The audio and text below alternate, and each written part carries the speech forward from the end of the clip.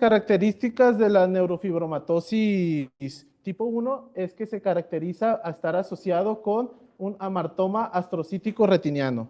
Este se caracteriza por ser de calcificado y no calcificado. A continuación les voy a dar una diferencia de los dos tipos. Bueno, primero que nada, el tipo 1 o plano o no calcificado, más que nada es una lesión tumoral benigna que es de color gris blancuzco sin calcificaciones evidentes, como se muestra en la imagen, en una fotografía clínica a color, como se muestra en la imagen izquierda.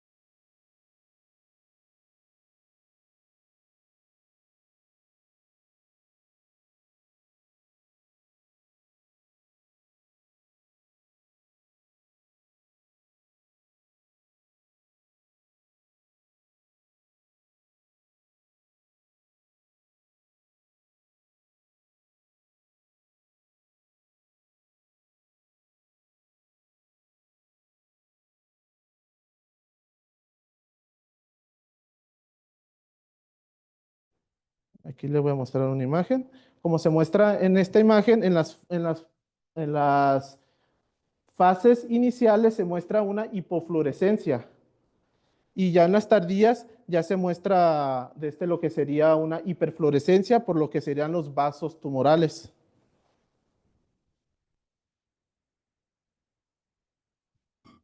Bueno, y la tipo 2 o calcificado, son lesiones elevadas, no están planas, se pueden mostrar como lesiones amarillentas o brillosas. Algunas literaturas las describen como mulberry-like, con calcificaciones evidentes, con un aspecto brillante o de glisterin, como se muestran en las imágenes. Aquí podemos diferenciar de las no calcificadas, como las no calcificadas son planas, son opacas, son como blancuzca.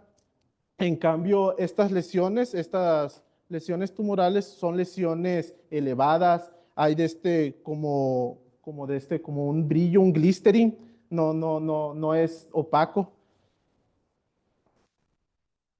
Y en el OCT se muestra una masa cupiliforme hiperrefléctica que causa una sombra acústica posterior a la pronunciada, que en se muestran las calcificaciones como áreas hiperreflécticas y con espacios vacíos,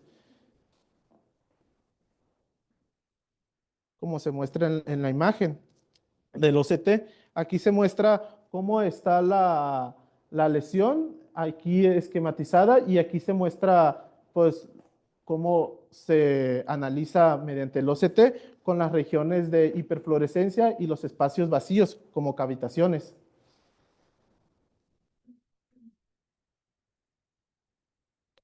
Bueno, en el neurofibromatosis tipo 2 es un trastorno multisistémico con características prominentes de tumores del sistema nervioso central, que incluyen schwannomas vestibulares bilaterales, schwannomas de la médula espinal, menangiomas, gliomas, catarata subcapsular, y su incidencia es de 1 a 25,000. El gen principal afectado es el NF2 del cromosoma 22. Aquí podemos ver una resonancia magnética.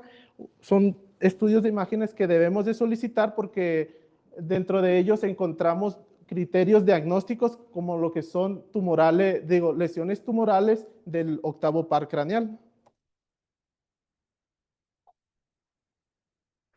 Bueno, entre estos, pues aquí están los criterios diagnósticos, que solo debe ser uno de tres. Entre estos podemos tener lo que son las lesiones bilaterales del octavo par craneal demostrado mediante estudios de imagen, ya sea resonancia magnética, tomografía craneal, de o también pudiera ser un tumor unilateral del octavo par craneal, pero que tenga de factor genético de primer grado con asociación al gen NF2. Y dos de los siguientes, ya sean menangiomas, glioma, schwannoma y opacidad del cristalino, de que esté asociado a factor genético de primer grado con asociado al gen NF2. La catarata es en pacientes jóvenes. Son pacientes, sí, son cataratas en, en juveniles, sí. No, no lo mencioné. Pues joven. Sí, bueno, de sus hallazgos oftalmológicos podemos encontrar la catarata subcapsular, como se mencionó previamente, en pacientes jóvenes que estén asociados al gen NF2 de forma directa, o sea, un familiar cercano, una membrana epirretiniana y un amartoma combinado de la retina. Bueno, neurofibromatosis tipo 3. Dentro de sus características, pues encontramos igual las manchas de café con leches, pecas neurofibromas cutáneos, como lo que sería el signo de Crew, particularmente en las palmas de las manos, los neuromas acústicos, menangiomas y neurofibromas espinales, que son las características predominantes. Y no se observa glioma en el nervio óptico.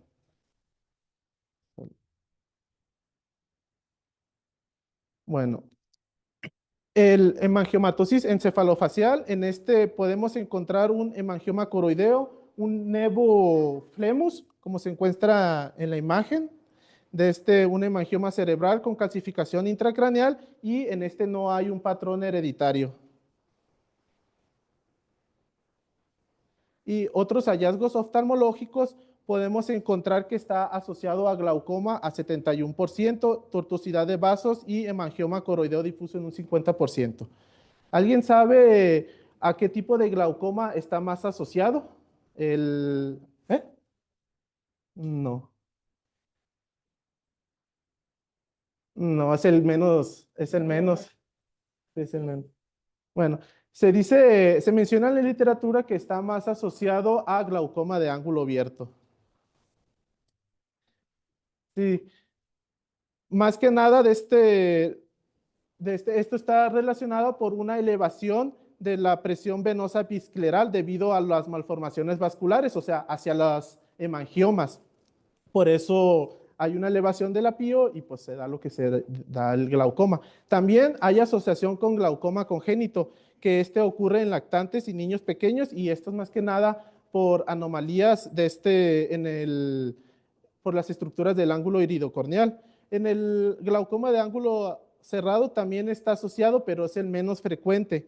Este es más que nada por efusión efusión supracoroidea o desplazamiento del iris, desplazamiento anterior del iris. Bueno, hemangioma coroideo. Se caracteriza en fondo de ojo por salsa de tomate, como se muestra en la imagen, como una imagen en rojo brillante. Suele ser unilateral. Los casos bilaterales están asociados a nevo de flemus facial bilateral y puede provocar un desprendimiento total de retina y estar asociado a glaucoma neovascular secundario. Bueno, de tratamiento, todos los niños con una mancha de vino de Oporto de frecuente deben someterse a un examen oftalmológico y a una resonancia magnética, más que nada por una sospecha de tumores cerebrales. En este caso, cuando hay desprendimiento de retina y los tumores son gruesos, estos se tratan con propranolol oral. Se menciona en la literatura que el propranolol lo debe de recetar el cardiólogo. Nosotros pues debemos de derivarlo. Terapia fotodinámica y radioterapia. Bueno, hemangiomatosis racemosa. Estas son pocas lesiones cutáneas. De este se caracteriza por una afectación neurológica ocular, el 30% de retinopatía es afectación del sistema nervioso central y el 8% de los afectados del sistema nervioso central tienen una afectación en la retina. Bueno, su característica principal, hablando de lo que sería la región ocular u oftalmológico, es una interposición plexocapilar anormal de los vasos principales y una intercomunicación arteriovenosa. Ujú. Que a menudamente esta comunicación arteriovenosa se caracteriza por pérdida visual.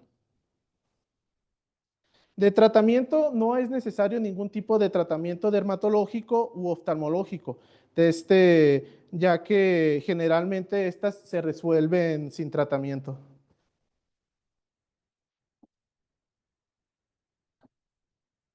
Bueno, el hemangiomatosis cavernosa de la retina existen dos tipos que son los esporádicos y asociados al SIN, malicema vascular cutáneo y del sistema nervioso central. Sus características es que es un tumor aneurítico de paredes delgados, intrusiones venosas oscuras, como se muestran aquí en la imagen, y aneurismas retinianos.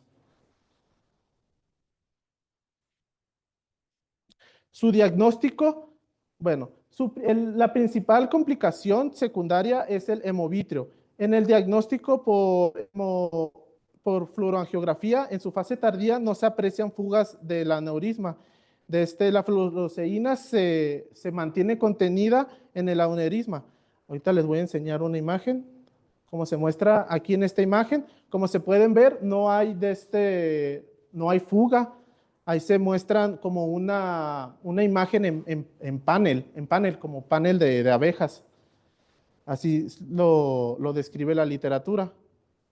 Y las manifestaciones oftalmológicas relacionadas con una lesión cerebral pueden estar relacionadas con diplopia, con paresia de los músculos y extraculares secundarios a un sangrado en el núcleo oculomotor. Síndrome de nevus organoide, bueno, dentro de sus características es que es un nevo sebáceo Jadasson al igual que atrofia cerebral y cartílago escleral calcificado. Y en estos casos, el tratamiento puede ser desde una excisión quirúrgica, pues más que nada, pues para evitar su ambliopía por la privación. Y pues eso sería todo. ¿Alguna duda o comentario? Sí, pues, mande. Yo tampoco. La verdad es que es un tema muy extenso, no solo habla de oftalmología, abarca también dermatología, abarca también neuro, abarca pediatría, de oftalmo no solo es retina, también es segmento anterior, glaucoma, oftapedia, y si nos ponemos estrictos, estrabismo. Sí. Ah, ¿qué comentan?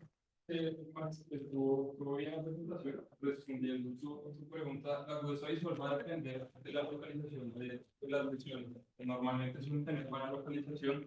Bueno, buena agudeza visual porque la localización suele ser extrafoveal normalmente. En algunas de las lesiones que Max mostraba, algunas alcanzaban a involucrar la mácula, pero casi todas ellas están por fuera de las arcadas, como pueden ver de pronto en esas imágenes, y alcanzan a preservar la fobia. Entonces, muchas veces esos pacientes van a tener agudeza visual de 20/20, 20/25, y afortunadamente son pocas las complicaciones que llegan a tener, y si las llegan a tener, suelen ser más adelante, digamos que en la adultez normalmente. No sé si mencionaste algo de tratamiento, habías mencionado algo de los amartomas, pero ¿por qué funciona el tratamiento que habías mencionado? ¿Qué es lo que le hacemos a los amartomas normalmente? El tratamiento. Sí, Te puedes poner anti-VEGF, puedes responder o incluso dar láser. exacto. Entonces, lo primero es anti-VEGF, que lo que te hace es disminuir el calibre, sobre todo de los hemangiomas, evitando que se extiendan, o la complicación que puedes tener más común es que después vayas a tener una ruptura y vayas a tener hemorragia vítrica. ¿Ok? Y lo otro también es el láser. El láser, ¿qué es lo que hace? También le está quitando el soporte vascular que tiene para que no vaya a seguir creciendo. Si nosotros vemos que en el caso del paciente sigue aumentando de tamaño. Básicamente en la mayoría de las facomatosis lo que uno hace desde la parte de oftalmo es seguimiento. Normalmente, como les comento, no suelen progresar tan rápido, entonces uno les puede hacer un buen seguimiento. Si tú ves que ya están engrosándose o se empiezan a calcificar a veces mucho, le puedes hacer el láser. Si ves que no funciona, lo puedes hacer también con el anti-VEGF. Otra cosa que se puede utilizar, si de pronto la extensión es muy grande, es crioterapia. La crioterapia, digamos que también tiene la misma función del láser, pero puede abarcar una zona mucho más grande. Lo mismo que busca hacer es quitarle, digamos que el aporte vascular para que no te vaya a seguir creciendo, evitando complicaciones más adelante. Más extenso. ¿Qué más? Importante lo del glaucoma, por lo que tú mencionaste es importante. Vale la pena que lo tengan en cuenta, que es el mecanismo de acción por el cual ocurre ese tipo de glaucoma. No es un glaucoma de ángulo cerrado, que realmente no tiene nada que ver con la malla trabecular o no está haciendo, digamos que ningún cierre. Pero lo que sí está haciendo es eso, aumentar la presión venosa epiescleral. ¿Por qué? Por los mismos hemangiomas. Pueden tener esos hemangiomas una presión de perfusión muy grande que hace que, digamos, aumente la presión de forma retrógrada. Entonces, por eso es que si les preguntan, que también es algo muy común, el tipo de glaucoma más, digamos que más común va a ser el de ángulo abierto por el mismo mecanismo de acción que tú estabas comentando. Y ¿qué otras de las complicaciones? Importante, sí, lo de las cataratas subcapsulares posteriores suele ser lo más común. Ahí sí suele disminuir la agudeza visual, pero de resto son pacientes que les hacemos seguimiento. Afortunadamente no son muchos los que tienen mala agudeza visual. Dentro de lo más común que nosotros vemos en la espalda es los nódulos de Lisch.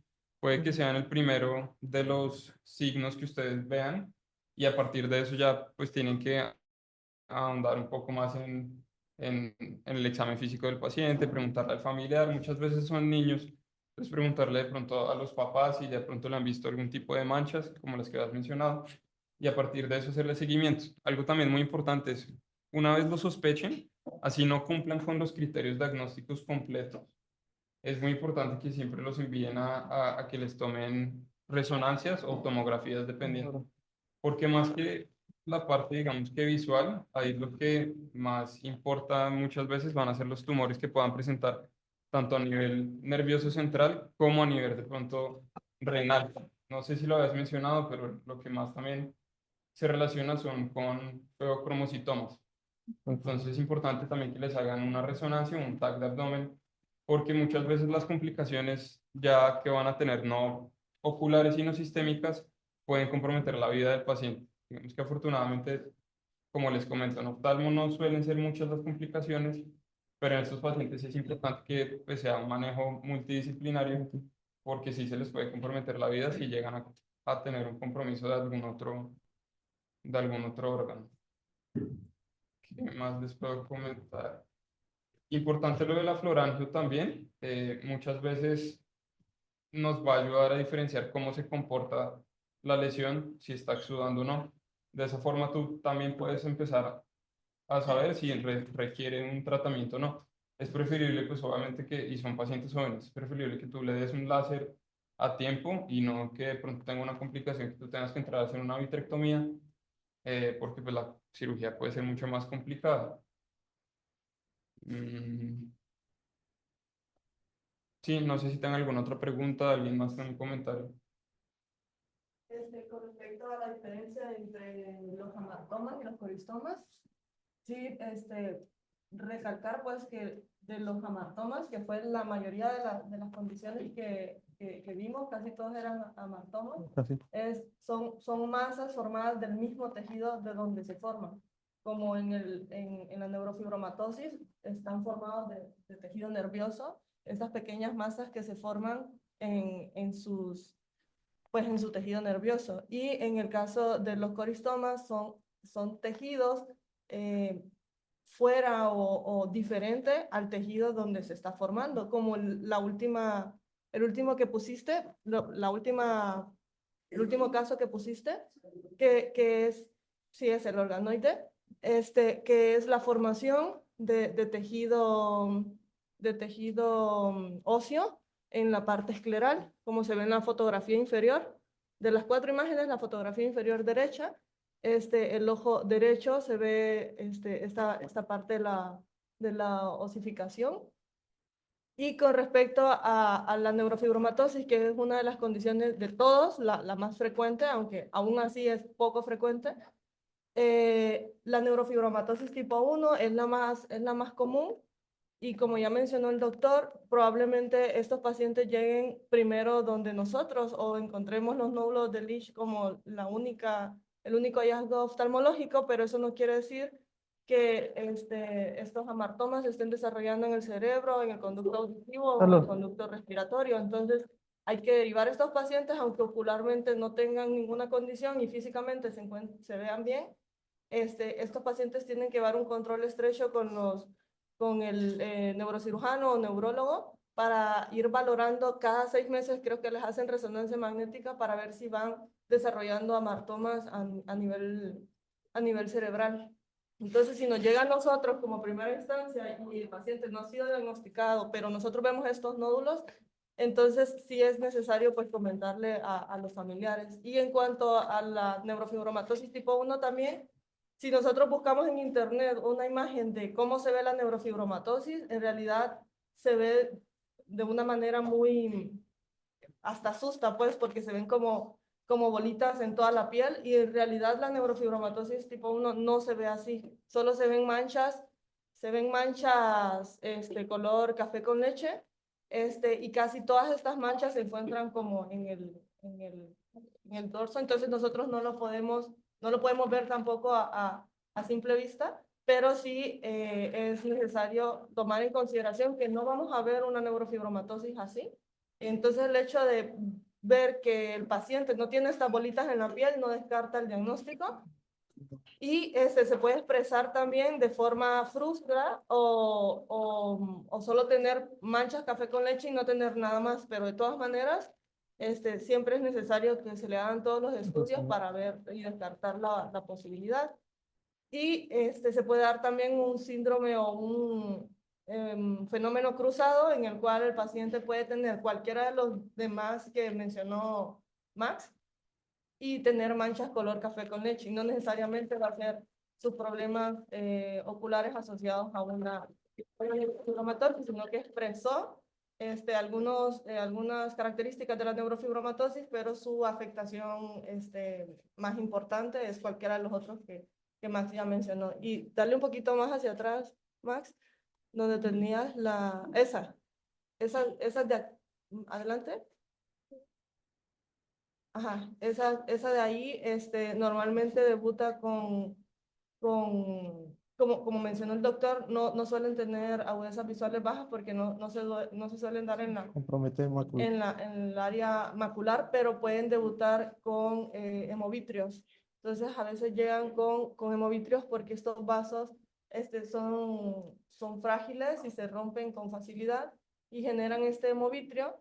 Entonces, pues es probable también que puedan llegar a nuestra consulta con un hemovitrio. Con respecto a lo de la agudeza visual, en el caso de la neurofibromatosis, si tenemos una neurofibromatosis como clínicamente más marcada, si se dan los amartomas a nivel del nervio óptico, sí puede haber una disminución de la agudeza visual de manera significativa.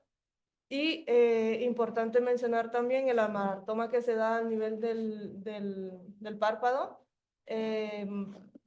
Hablar acerca de el tiempo de evolución y las características clínicas que tenga, porque puede llegar a confundirse con una chalación o con un orzuelo, pero pues esta normalmente suele hacer el signo de S. El signo de ese creo que está en las primeras diapositivas. O no sé si lo pusiste.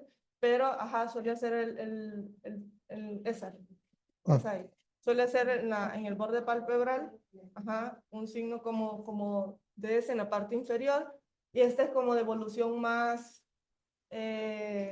temprana. No, arriba, en la parte de arriba sí se ve como poquito más arriba la lesión, pero cuando se da en el borde palpebral sí hace como esta caída. Y en la fotografía que tenés de la mancha de Oporto, también el libro menciona de que cuando la mancha de Oporto cubre o abarca las 3 ramas del trigémino, la probabilidad de glaucoma aumenta hasta el doble.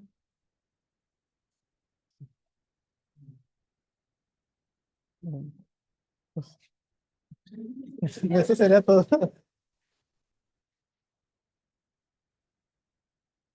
Bueno, ya.